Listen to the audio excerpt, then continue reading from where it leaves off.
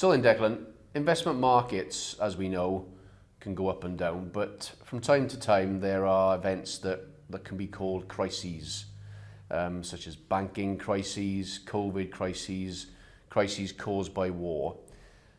The problem is the word crisis can actually cause an awful lot of anxiety to investors.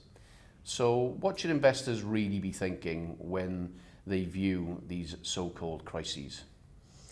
Well, Chris, we're in a 24-hour news cycle, and obviously social media has exacerbated that over the last few years. So there will always be events that are labelled as the next crisis, and there will tend to be an overreaction, both in terms of the news flow and short-term investor reaction.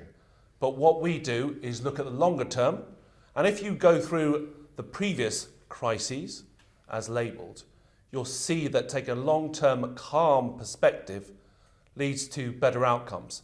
And when we zoom out from those events, we actually frame them in a much more rational manner. And actually those crises are mere blips on a longer-term performance horizon. So would it be fair to say then that if we are too granular on the short-term performance, we can then influence our behaviour negatively in terms of investments? Would that be a fair conclusion? It would be. I mean, we're wired to react to short-term events and overweight them in terms of our reaction to that. So we need to step back from that in terms of behavioural errors and make sure we keep reminding ourselves of the basic lessons that are worn very well through many investment cycles and many crises. So the rule of thumb is zoom out, don't focus on the short term, and focus on your objectives when it comes to investment planning.